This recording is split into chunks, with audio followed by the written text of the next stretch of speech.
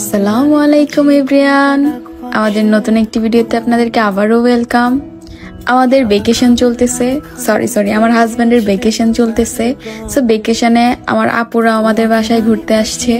So সবকিছুই থাকছে এই ভিডিওতে। আজকে আমরা বিচে যাব, সেই জন্য রেডি হয়ে গেলাম। আমার অনেক দিনের ইচ্ছা ছিল শাড়ি পরে বিচে ছবি তোলার। সো আপু রেডি হয়ে গেল, আমিও রেডি হয়ে গেলাম। আর ছেলে মানুষরা আগে রেডি হয়ে বাসার নিচে আমাদের জন্য অনেকক্ষণ ওয়েট করতেছিল। আমাদের মেয়েদের তো রেডি হতে লেট হয়, সো অনেক কথা শুনতে হয়েছে। আর আমার এই সুন্দর শাড়িটা আমি কমফোর্ট জোন ফেসবুক পেজ থেকে নিয়েছি। তো আমরা বের হয়ে গেলাম। আমার ভিডিও নিয়মিত যারা দেখেন তারা তো অবশ্যই জানে আমার গলায় একটু প্রবলেম হয়েছে, সো আমার ভয়েসটা একটু অন্যরকম লাগবে, সো একটু অ্যাডজাস্ট করে নিয়েন। সামার ভেকেশন আর আমরা সমুদ্রে যাব না, এটা তো হয় না। এর আগের দিন আমরা ফ্রান্সের আরেকটি শহরে গিয়েছিলাম, তো আমরা অনেক টায়ার্ড ছিলাম, ভাবছিলাম যে আজকে ঘুরতে যাব না, বাট সকালে উঠে ওরা প্ল্যান করলো যে আজকেই যাব। সো বের হয়ে গেলাম, আমরা ইলদহ যাচ্ছি। তো আমরা কথা বলতে বলতে অলমোস্ট কাছাকাছি চলে আসছি। আর আপনাদের ভাইয়া দেখেন একটু ঘুমায়, একটু ফোন টিপে, আর জাহাবি অনেক টায়ার্ড হয়ে গেছে কারণ অনেক বেশি গরম ছিল, এসি বাতাস কুলাচ্ছে না।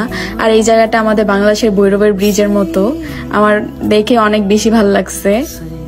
ছেলেরা সবাই তাদের কাপড় চোপড় নিয়ে আসছে। আমার কাপড় অলরেডি একটা ব্যাগে ছিল, কিন্তু আমার ইচ্ছা ছিল না আমি বিচে নামবো কারণ শাড়ি পরে আসছি। আমরা সেই কাঙ্ক্ষিত বিচের সামনে চলে আসছি, গাড়িটা পার্কিং করা হলো আর আমরা নেমে গেলাম। আজকে আমাদের গাড়িটা নিয়ে আসি নাই কারণ 3টা গাড়ি আনা ঝামেলা, সো 2টা গাড়ি নিয়ে আসলাম। আমরা প্যারিস থেকে আসার পরে আমি আর আমার হাজবেন্ড মিলেই ঘুরছি, কিন্তু এবার আমাদের সাথে আমাদের অনেক বড় একটা টিম আছে, সো ওদের সাথে ঘুরতে ভালোই লাগে, একা একা ঘুরতে একটু ভালো লাগে না। সো আমরা অনেক বেশি মজা করছি, আমার সমুদ্র অনেক বেশি পছন্দ। সো আমি দেখে একদম দৌড় মারলাম, কিছু ভিডিও শুট করলাম। আর শাড়িটা এত বেশি কমফোর্টেবল ছিল যে গরমের মধ্যে আমার মনেই হয় নাই যে আমি শাড়ি পরে আছি। এটা অনেক বেশি সফট অ্যান্ড পাতলা ছিল। আমি যখনই ওর সাথে ভিডিও করতে যাই ও সব সময় ফাইজলামি করে, একটা পারফেক্ট ভিডিও ওর জন্য করতেই পারি না। দেখেন কি অবস্থা। যাক, ওর সাথে ভিডিও করা বাদই দিয়ে দিলাম, নিজেই ভিডিও করলাম। ওরা নেমে গেছে, কিন্তু আমার পানিতে পা দেওয়ার পরে একটুও ভালো লাগতেছিল না, ইচ্ছে করতেছিল নেমে যাই। তারপর ওর শার্ট পরে আমি নেমে গেছিলাম, তো এখন ওর প্যান্টটা পরে ফেলছি কারণ আমার প্যান্ট আমি ভিজাই ফেলছি। সো ওর টাওয়াল পরে চলে আসছে, এইটা নিয়ে সবাই অনেক বেশি হাসাহাসি করতেছিলাম।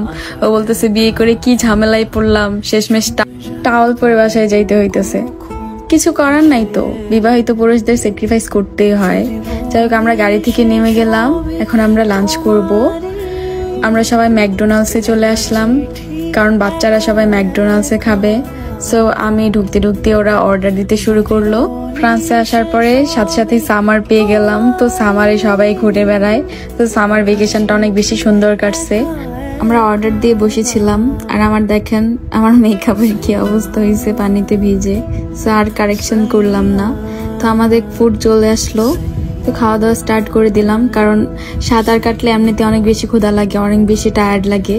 সো আমাদের খাবার চলে আসছে। আর এই পটেটো ওয়েজেসটা আমার অনেক বেশি ভালো লাগে, আমার সবচেয়ে বেশি পছন্দ। তারপর বার্গার খাওয়া স্টার্ট করে দিলাম। তো চিকেন বার্গার নিয়েছিলাম, আমার কাছে ততটা ভালো লাগে নাই।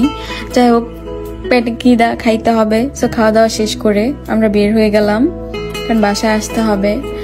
আর অনেক বেশি গরম ছিল, বাইরে থাকার মতো অবস্থা ছিল না, আর কোথাও ঘোরার মতো এনার্জি ছিল না। সো আমরা বাসায় ব্যাক করলাম, এসে রান্না টান্না করলাম, ডিনার করে ঘুমিয়ে পড়লাম। এ পর্যন্ত আজকের ব্লগ। আল্লাহ হাফেজ।